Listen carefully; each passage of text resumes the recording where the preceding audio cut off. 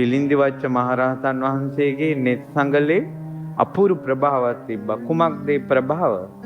ඒ නෙත් සංගල දිහා බලනකොට රාගේ නැති වෙනවා. ඒ ඉස්සරහා ඉන්න කෙනාගේ හිතේ රාගේ නැති වෙලා යනවා.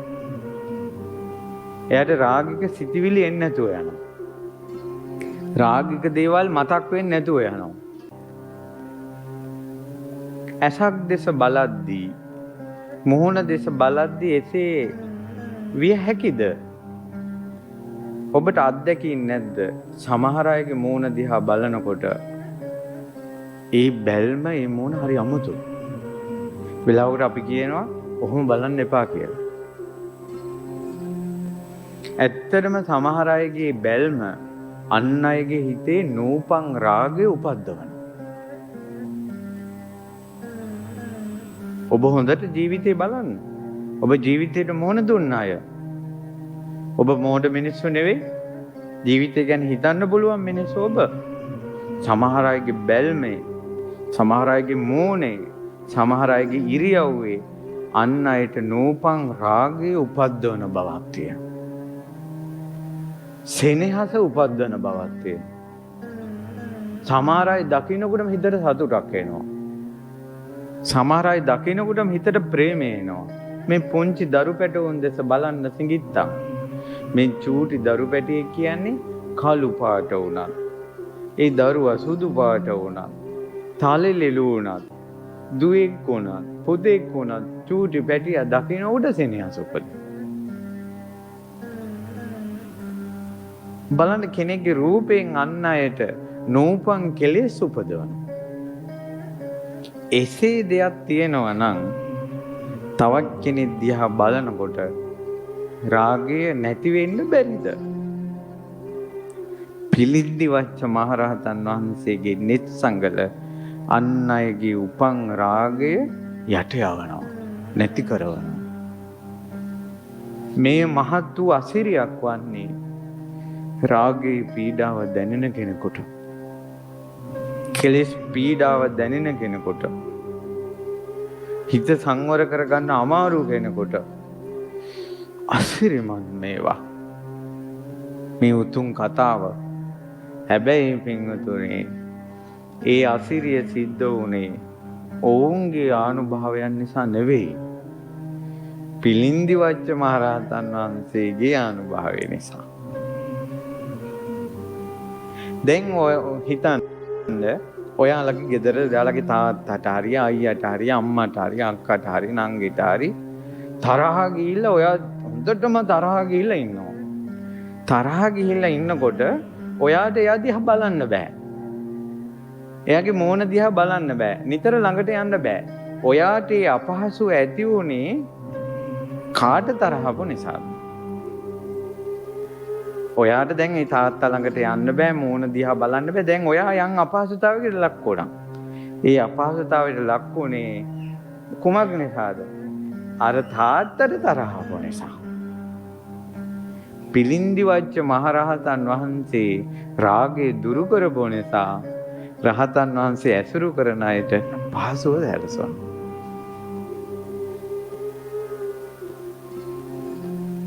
පිළින්දිවච්ච මහරහතන් වහන්සේගේ විරාගය තමයි අර දෙවියන්ට ඒ ඡයා වුණේ. ඇයි ඒ? හිතෙන් හිත ඇසුරු කළා. අදටත් ඒක කරන්න පුළුවන්.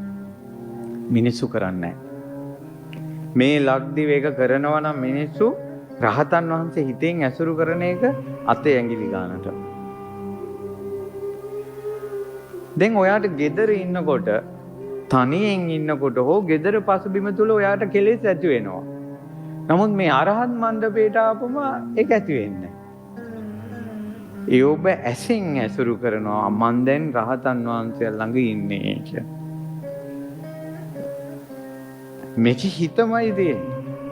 ඒක රහතන් වහන්සේ, ඔබ දන්නවා රහතන් වහන්සේ රාගේ නැති අය.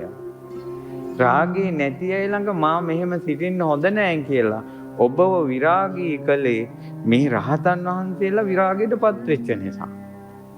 හිතෙන් හිත සම්බන්ධ වුණොත් රහතන් වහන්සේලාගේ විරාගී භවයේ සිසිලස Taman එනවා. බුද්ධ දේශනාවේ තියෙනවා පින්වතුනේ, පින්වත් මහණෙනි, ස්තූප කොට වන්දනා කළ යුතු තූපාරහ පුජ්‍යලයෝ 4 දෙනයි. එයින් පළවෙනි තමයි සම්මා සම්බුදුරජාණන් වහන්සේ. සම්මා සම්බුදුරජාණන් වහන්සේගේ ධාතුන් වහන්සේලා අබෑටක් පමණ නමුත් තැන්පත් කළා ස්තූපයක් කරවන්න සුදුසුයි. පින්වත් මහ ආනන්ද, ඒ තූපය දැක යම් කෙනෙක් මේ ශාස්ත්‍රෝන් වහන්සේගේ තූපය යැයි සිතා මලින් සුවඳින් ගඳින් පුදයිද ඔහු මරණින් මත්තේ සුගතිය යනවා. ධාතු සෑයක් වඳිනකොට මේ ධාතු සෑය කාගේද කියලා හිතෙන් ඒකාත්මික කරන්න ඕන. ඒකාත්මික කරන්න ඕන. ඔහේ නෙවෙයි. ගොඩක් තරුණ දූල පුතාලට රුවන්වැලි සෑය වැන්දත් එකපාරම රුවන්වැලි සෑය වඳිමු කියලා මල් ටික අරගෙන කට්ටිය කතා කර කර හෝ ෆොටෝ ගගා වටේ යනකොට මේ අපගේ ශාස්ත්‍රෝන් වහන්සේගේ ද්‍රෝණයක් ධාතු තැන්පත් මහා සෑයයි කියන අර සිත එන්නේ නැහැ, ඒකාත්මික වෙන්නේ නැහැ. ඒ හිත ඒකාත්මික වුණොත් ඔයාලම බලන්න කච ගගා යන කට නිකම්ම වැහෙනවා. ඒ සිතවිල්ලෙන්ම ඔබ වැටකුළු මල් 4ක් අරගෙන සෑයක් වඳින්න ගිය දෙවඟනක් හරකෙක් කනලා දෙව්ලොව උපන් කතාව අහලා තියෙනවා. එහෙම මල් ටිකක් අරගෙන යද්දී මගදී මැරිලා දෙව්ලොව යන්න හේතුව ඒ කතාවෙම තියෙනවා. වනේ දර කඩන්න ගියේ ස්ත්‍රිය ශාස්ත්‍රෝන් වහන්සේගේ ධාතු තැන්පත් සෑය දැකලා අනේ මේ අපගේ ශාස්ත්‍රෝන් වහන්සේගේ ධාතු යයි සිතා වැටකොළු මල් 4ක් අරගෙන වඳින්න ගියා. කය මෙතනින් ගියාට හිත තියෙන්නේ සෑයේ. බුදුරජාණන් වහන්සේගේ සෑයටයි මං යන්නේ කියලා. හිත තිබ්බේ සෑයේ. ඒ නිසායි මැරිච්ච ගමන් දෙව්ලොව ගියේ. ඔබ මල් ටිකක් අරන් වඳින්න යනකොට හිත කොහෙද තියෙන්නේ කියලා බලන්න. හිත තියෙන තැන උපදින. අරේ ඇවිල්ලා නැද්ද? කෝ දැන් මේ පිටිපස්සෙන් හිටියා අපරාධයත් ආවා නම් ඔය වන්දනා විගියට පස්සේ හිත ඒකාත්මික වෙන්නේ ආපු නැති කෙනත් එක්ක, සෑයත් එක්ක නෙවෙයි. මේ කියන්නේ පින්වතුනි ලෝකයේ තියෙන ධර්මතාවයක්.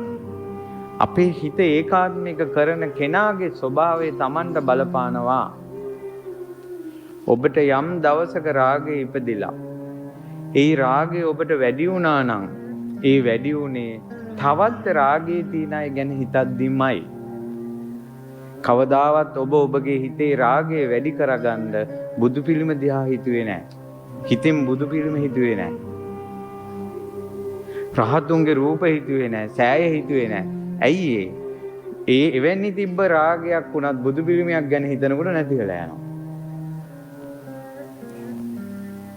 රාගය මේ ලෝකේ මිනිස්සු රාගය වැඩි කරගන්නේ රාගයේ තියෙන අය ගැනම හිතලා. රාගයේ තියෙන අය කරන දේවල්ම බලලා. රාගයේ තියෙන අය කියන දේවල්ම අහලා. හේතුම් පටිච්ච සම්භූතං හේතුබංගං නිරුජ්ජති. හේතුවක් නිසා නම් මේක හටගන්නේ. හේතුව නිරුද්ධ වුණොත් ඵලය නැති වෙනවා. මේ බුදුපසේ බුදු මහරහතන් වහන්සේලා වීත රාගී, වීත දෝෂී, වීත මෝහී ඒ මුනිවරු ඇසුරු කරන්න ඕනේ හිතේ තියෙන රාගේ පාලනය කරන්න. ඇවිල්ලා හිතන්න ඕන මේ මණ්ඩපේ මේ උතුම් මහරහතන් වහන්සේලා රාගී දුරු කළා නම් වශයෙන් සාරිපුත්ත මහරහතන් වහන්සේගේ ගුණ බලන්නකො. හිතනකොටම ඔබගේ හිත සංසිඳෙනවා.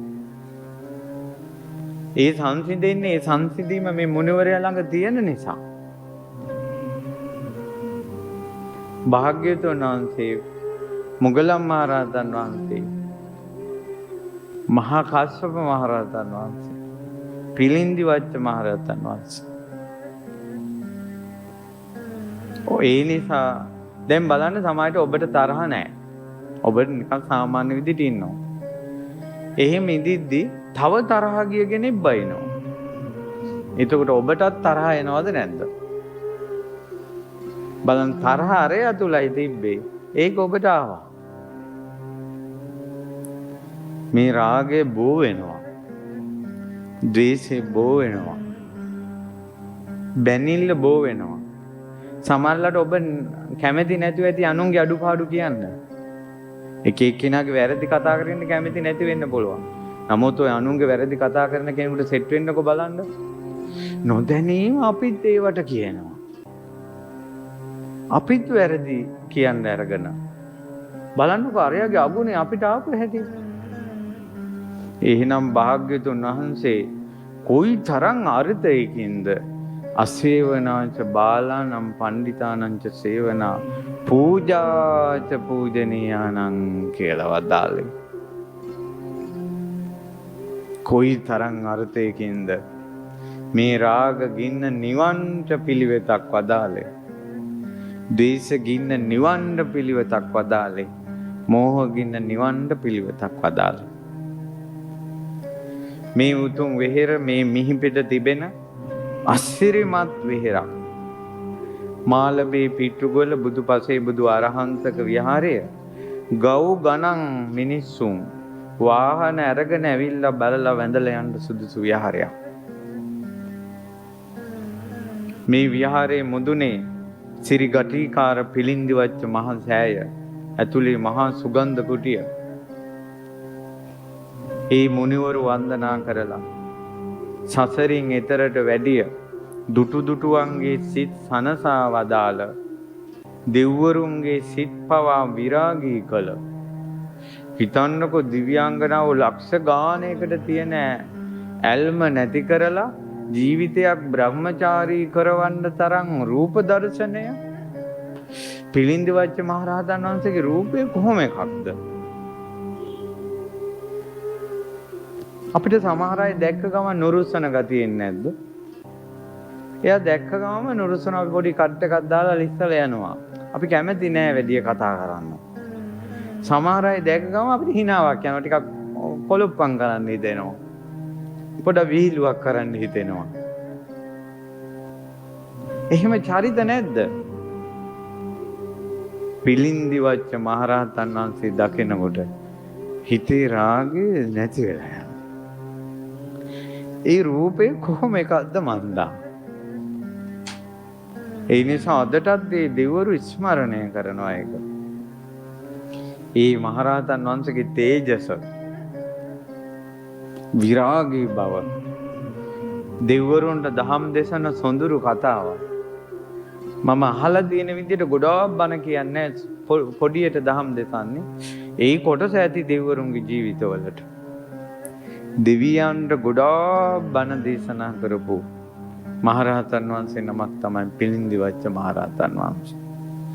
ඒ නිසා පින්වත් දැන් අඟුලිමාල මහරහතන් වහන්සේගේ සෑයේට ගිහිල්ලා කෙනෙක් අඟුලිමාල මහරහතන් වහන්සේගේ ගුණ අහලා, ඒ තේජස අහලා, ආනුභාවය අහලා, ඒ රහතන් වහන්සේට යක්ෂයන්ගේ තිබ්බ ගෞරවය, දෙවිවරු පවා ඒ තේජසට, යකුම් පවා ඒ තේජසට බය වී ඈතට උන ස්වභාවය අහලා අඟුලිමාල පිරිත කියලා සෑය වැඳලා අපිට පුදුම ශක්තියක් එනවා.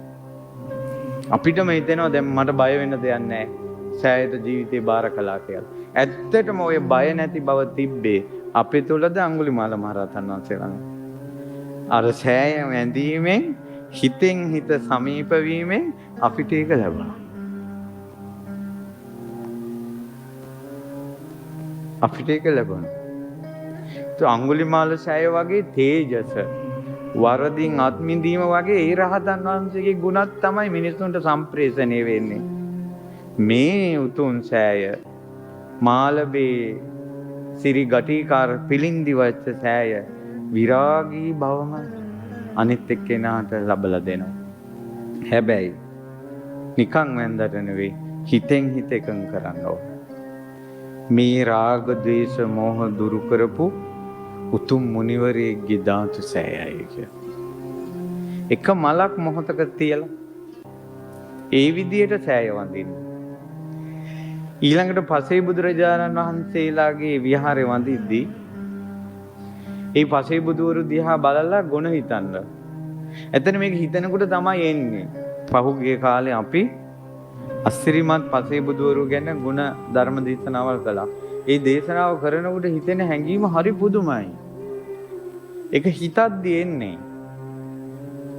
ඒ පසේ බුදුරජාණන් වහන්සේලා කියන්නේ පුංචි නිමිත්තෙන් සසරෙන් එතර වෙනවා. පොඩි දේන් සසරෙන් එතර වෙනවා. වහා ධර්මය අවබෝධ කරනවා. පොඩි දේ ඇති මේ සංවේගයට පත් වෙන්න. පුංචි නිමිත්තෙන් එතර වෙනවා නම් ඒ මුනිවරු, ඒ මුනිවරුන්ට අත් දෙක එකතු කරලා කරන වන්දනාව ඊතර වීම පිණිසමයි තියෙන්නේ. අන්න එතකොට තමයි අර පසේ බුදුරජාණන් වහන්සේ ළඟ වන්දින වන්දනාවට එන්නේ සැදැහැවේ සිසිලස. ඒ පසේ බුදුරජාණන් වහන්සේලා සොඳුරු හුදකලාවේ වාසය කරපු අය. කඟ වේනාගේ හිසේ තියෙන තනි අඟ වගේ හුදකලාව. ඒ හුදකලාව එච්චර දෘಢතරයි. කඟ වේනාගේ අඟ කියන්නේ හරි දැඩි. ශක්ති සම්පන්නයි, වෙනත් එකක් එක්ක මිශ්‍ර වෙන්නේ නැහැ. හුදකලාව. අපි හැම වෙලාවෙම ඉන්නේ පිරිසත් එක්ක එකතු වෙලා, හැම වෙලාවෙම ඉන්නේ ෆෝන් එකත් එක්ක එකතු වෙලා, පොඩි විවේකයෙන් මෙහෙම ෆෝන් එක උඩට පල්ලෙහාට යවනවනේ තප්පරේට. බස් එකේ යද්දි, හෝල්ට් එකේ ඉද්දි හැම වෙලාවෙම අපිට තවත් දෙයක් එක්ක මිශ්‍ර වෙන්න ඕන. ඇඳේ පොඩ්ඩක් නිකන් හරහා වැටිලා උඩ පැත්තට හැරිලා බලන්න හිතට එන සිතිවිලි කොට. අපි නිදාගත්තට පස්සේ ඒත් හීන පේනවා.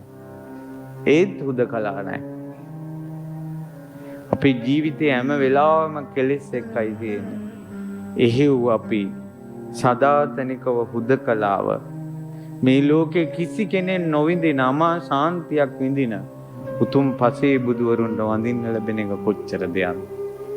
එහෙම හිතා වඳිනකොට අර ගෙවල් වල ප්‍රශ්න හිතෙන්නේ නැති වෙලා, අර මිනිස්සු අපිට බැනපු ඒවා හිතෙන්නේ නැති වෙලා, Tamanda වෙච්ච අසාධාරණකම් හිතෙන්නේ නැති වෙලා හිතට 아무තු සැනසෙල්ලක් එනවා.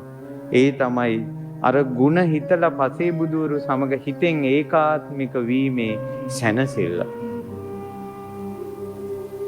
ඒකාත්මික වීමේ සැනසෙල්ල. සත්බුදුරජාණන් වහන්සේලාගේ ගුණ සිහි කරලා. ඇත්තටම සමහර වෙලාවට අපි මේ යුගයේ බෞද්ධ වෙලා ඉපදිලා මේ විදිහට බණ ටිකක්වත් අහන්නේ විපස්සී බුද්ධ ශාසනය කරපු පිනක් නිසා වෙන්න බැරිද? එහෙනම් විපස්සී බුදුරජාණන් වහන්සේට මම කෘතඥ විය යුතු නැද්ද? එතන දන ගහලා වැඳලා හරි. සමහරට මට මේ මනුස්ස ජීවිතේ ලැබුණේ සිකී බුදුරජාණන් වහන්සේ ළඟ කරපු පිනක් නිසා වෙන්න බැරිද? මං සිකී බුදුරජාණන් වහන්සේට කෘතඥ විය යුතු නැද්ද? බොහෝ දෙනා අපි වාගේ අසරණයෝ, බොහෝ දෙනෙක් සසරෙන් එතර කරවපු අමා ධර්මයේ දෙසූ සම්මා සම්බුදුවරයෙක් මේ වැඩ ඉන්නේ සිකී වෙස්සබු කකුසඳ කෝණාකමන කාශ්‍යප ගෞතම. එතකොට තමයි අපේ ධන හිත නිකම්ම නැමෙනවා. අත් දෙක නිකම් එකතු වෙනවා. අර ගෞරවය කියන එක එහෙම වෙනවා. මානසිකාරය, හිතෙන් හිත එකතු වීම. ඒ විදිහට රහතුන්ගේ ගුණ සිතලා, ඒ විදිහට බුදුවරුන්ගේ ගුණ සිතලා, ඒ විදිහට පසේ බුදුවරුන්ගේ ගුණ හිතලා, ඒ විදිහට රහතන් වහන්සේලාගේ ගුණ හිතලා වඳින කෙනෙකුගේ හිතේ අපි කියමු අද කාලේ ගොඩාක් මිනිස්සු අමනුෂ්‍ය ප්‍රශ්න එක බැට කනවා, එක එක දෝෂ නිසා බැට කනවා. ඒ ඔක්කොම දුර වෙලා යනවා. ඒ ඔක්කොම දුර වෙලා අමුතු ශාන්තියක් එනවා. ඒකනේ තුනුරුවන් ධාතුන් වහන්සේලා වැඩ ඉන්න තැන, බෝධීන් වහන්සේලා වැඩ ඉන්න තැන, ඒකනේ gedara නැති සැනසෙල්ලක් බෝසමිඳු ළඟ තියෙන්නේ. සම්බුදු නෙතේ කාන්තිය උරාගත් බෝ සමිඳුගේ පරම්පරාවෙන් එන බෝධීන් වහන්සේ නමක්ගේ සිසිලේ ඉන්නකොටත් gedara නැති සුවයක් දැනෙනවා. සම්බුදු සුවය කොහොම එකක්ද? මට නම් හිතා ගන්න බෑ. එකල බුදුරජාණන් වහන්සේ වඩිනකොට බලාගෙන හිටපු මිනිස්සු බුදුරජාණන් වහන්සේගෙන් ධර්මය අහපු මිනිස්සුන්ගේ සිත් කොහොමනම් සැනසෙන්න ඇතිද කියලා. තුඩේ මිනිසුන්ගේ බර සංසිඳිලාමයි තිබ්බේ. ඒ සැහැල්ලු තුනුරුවන් කෙරෙහි ඒකාත්මික වුණ හිතට තමයි බුදුරජාණන් වහන්සේ චතුරාර්ය සත්‍ය දේශනා කළේ. ඒ ධහමේ පහස ඒ සිත් තුළ පැතිරිලා ගියා. අද ඔබ මේ දොරටුව විවෘත කරන්නේ නැහැ. විතර්ක වැඩි, ප්‍රශ්න වැඩි, හිතනවා වැඩි, ඔළුවේ බර වැඩි. ඔයාගේ ඔළුවේ බර, ඔයාගේ ප්‍රශ්න ටික පැත්තක තියලා නිකමට මේක චෙක් කරන්න රහතන් වහන්සේ නමක් ගැන හිතන්නකෝ. ඔයාටම ඔයාගේ හිත නිදහස් වෙනවා. ඒ හේතුවේ රහතන් වහන්සේගේ ගුණ කඳ නිසා. අපේ හිත පවත්වන දේ අනුව අපේ හිතට එනවා. දැන් ඔයාලා අහලා ඇති ගිරිහඩු සෑයේ පුරාවෘතවල තියෙනවා අටුවාවල. ගිරිහඩු සෑයේ ඒ කාලේ තිබිලා තියෙන ලොකු පහම් පෝයාව. ওই ගමේ ඈතක ඉඳලා තියෙනවා දුප්පත් ගෙදරක ගෑනු ළමෙක් හරි සද්ධාවන්තයි. හැබැයි ඒ කෙල්ල කුසදරු අම්මා කෙනෙක්. ගිරිහඩු සෑයේ නගිනකොට ගොඩාක් පඩිපෙළ නැගගෙන උඩට යන්න තියෙනවා. අම්මලා කිව්වා දුව දැන් ඉතින් දුව අසනීපයිනේ. මේ කාලෙට පඩිපෙළ නැගලා බෑ. අපි ගිහිල්ලා වැඳලා එන්න. දැන් සෑය උඹට පේනවනේ මෙහි ඉඳලා උඹ වැඳපන් කිව්වා. ඉතින් අර කෙල්ල එළියට ඇවිල්ලා එළිය පිළිකන්න ඉඳගෙන සෑය දිහා බලලා අපගේ ශාස්ත්‍රුන් වහන්සේගේ ජීවමාන කීස ධාතුන් වහන්සේලා විරාජමාන උතුම් මහා සෑයයි කියලා බුදුගුණ හිතන්න ගත්තා. දැන් අම්මලා ගිහිල්ලා වන්දනාවට. ඒ දුව කොච්චර හිත තුනුරුවන්ට සමීප කළාද කියනවනම් මේ ඇඟ එහෙම අහසට ඉස්සුණා. ඉස්සිලා අහසෙන් ගිහිල්ලා ගිරිහඩු සෑයේ නැවතුණා. දැන් එයා මළුවේදීන් වඳිනවා. අර අම්මලා එනකොට ගෙල්ල වඳිනවා උඩ. කොහොමද දුව යාවේ? දුව කිව්වා මන් දන්නේ නැහැ කියලා. බලන්නකෝ අර බුදුරජාණන් වහන්සේගේ තිබ්බ ප්‍රාතිහාර්ය මෙයාට ස්පර්ශ වෙච්ච හැටි. ඇයි එහෙම ස්පර්ශ වෙන්න බැරිද? රාගයේ තියෙන නන්ද කුමාරයාත් බුදුරජාණන් වහන්සේ අතින් අල්ලාගෙන දෙව්ලොව වැඩියන්නේ. දෙව්ලොවට අරන් ගියේ නන්ද කුමාරගේ 이르දියන් නිසා නෙවෙයි බුදුරජාණන් වහන්සේගේ 이르දියේ. ඒ නිසා එහෙනම් බුදුරජාණන් වහන්සේගේ විරාගී භව ස්පර්ශය මනුස්සයට දෙන්න පුළුවන්. හැබැයි ඒක කරන්න ඕනේ මනුස්සයා. හිත භාග්‍යවතුන් වහන්සේට පුදන්න ඕන. ඒකයි ප්‍රඥාවෙන් අග්‍රේශ්වර සාරිපුත්ත මහරහතන් වහන්සේ දේශනා කළේ බුදුරජාණන් වහන්සේට ගරු නොකර සත්කාර නොකොට අකුසල් ප්‍රහාණය කරනවා කියන එක කුසල් උපදවනවා කියන එක සිද්ධ වෙන්නේ නැහැ කියන. ඒ නිසා බුදුරජාණන් වහන්සේගේ ගුණත් එක්ක හිත ඒකාත්මික වෙන්න ඕන. සෑයක් වඳිනකොට ඒ සෑය ගැන හිතන්න. මේ මෙතන වැඩි ඉන්නේ මෙහෙම ධාතුන් වහන්සේලා කියලා ගුණ ටිකක් හිතන්න. හිතනකොට ඔයාලගේ අර මෝඩකම් ටික බහැර වෙලා ගිහිල්ලා හිත ඒකාත්මික වෙනකොට ඔන්න ලස්සන ඉතිවිසෝ ගාතාවක් කියාගෙන ගෞරවයෙන් වඳින්න පුළුවන්. එහෙම වුණොත් ඔබ මෙතෙක් කරපු පින්කම් වල අභිඹවා මෙතෙක් පිදු මල් පුදා රැස් කරගත්ත පින අභිඹවලා දැන් පූජා කරන මලෙන් ඔබට පින රැස් වෙනවා. චේතනාවමයි කර්මය. දැන් ඔබම හිතන්න එහෙනම් මෙච්චර කාලයක් ඒක අපි දැනගෙන හිටපු එකක්ද ඕක. ඒ කියන්නේ රහතන් වහන්සේලා එක හිත ඒකාත්මික කිරීමෙන් ඒ විරාගී බව අපිට සම්ප්‍රේෂණය වෙන බව. ඒ තේජසේ ආනුභාවය අපිට එන බව. අපිටත් ගුරුවරුන්ගෙන් උපදෙස් නොලැබෙන කල හිතලම තිබෙන්නේ නැති එකක්. ගුරුවරු නිසා ඉගෙන ගත්ත දෙයක්. ඒක හරි. ඒකයි ධර්මය. ඒකයි විනය. ඒකයි කළ යුතු දේ. ඒතර මම ඉක්මනට පරිනිබ්බාන සූත්‍රය බැලුවා. බලනකොට තියෙනවා මෙහි අසවල් රහතන් වහන්සේගේ යයි සිතා භාග්‍යතුන් වහන්සේගේ ශාවක සංගරුවන කියලා හිතලා තමයි ධාතු සය වඳින්න ඕන. එතකොට තමයි යාට මේ පින මහත්ඵල මානසංස කරන්නේ. ඒ නිසා එහෙම බලනකොට බුදුපසේ බුදු මහරහතන් වහන්සේලාගේ නාමයෙන් ඉදි කරපු මේ මනරං විහාරය නුවණ මෙහෙවන්න මනසිකාර කරන්න පුළුවන් කී දෙනෙකුගේ හිත විරාගී කරයිද? කී දෙනෙකුට අමා නිවන ලං කරයිද? මේ ඔක්කොම තියෙන්නේ කෙලෙස් ගිනි නිවා ගන්න නිවිති නිමිත්තක්. මේ හැම කඩේකම බඩගින්නට කෑම තියෙනවා. ඒතර ඔබටත් බඩගින්න තියෙනවා නම් ඔබේ කෑම ගන්න සල්ලි දීලා ගන්න ඕන. මේත් ඒ වගේ එකක්. ඔබ කාටත් මටත් කෙලෙස් තියෙනවා. මේ කෙලෙස් නිවන නිවිදි තියෙනවා. මූල්‍ය නැහැ. මූල්‍ය තමයි හිත එකඟ කිරීම. ඒ රහතන් වහන්සේ ගැන හිතන්න ඕන. එතකොට තමයි ඒක අපිට එන්නේ. පැහැදිලිනේ? ඉතින් ඒ නිසා මේක තව තව අපි විග්‍රහ කරගත යුතු දෙයක්. ඔබත් ඔය ගැන ටිකක් කල්පනා කරන්න. ඉදිරියටත් අපි ධර්මය අහනකොට කරුණු යෙදෙයි. ඔබත් කල්පනා කරලා මීටත් වඩා ටිකක් වඳිද්දී අපි වැඩිපුර හිතන්නේ අපි වඳිනකොට පූජාවල් වැඩි කරන්නනේ. කවදාවත් කරපු නැති පූජාවක් කරන්න ඕන කියලා ඔබ හිතන්නේ එක්ක සැරසිල්ල එක්ක පූජා කරන විදිය. එහෙම නෙවෙයි. අද ඉඳලා බුදු පසේ බුදු මහරහතුන් වඳින්න කවදාවත් වැඳලා නැති විදිහට ගුණ හිතලා. එදාට බලන්නකො ඔබගේ ජීවිතය ඉරණම වෙනස් වෙන හැටි. එනිසා ඔබටත් මටත් බුදු පසේ බුදු මහරහතන් වහන්සේලාගේ අනන්ත බුදු ගුණ, අනන්ත පසේ බුදු ගුණ, අනන්ත අරහත් ගුණ උල්පතකින් නැවත නැවත මතුවෙන දිය උල්පතක් වගේ, ජල දහරාවක් වගේ ඒ උතුරුන් තුනුරුවන් ගුණ අපේ සිතේ නැගේවා.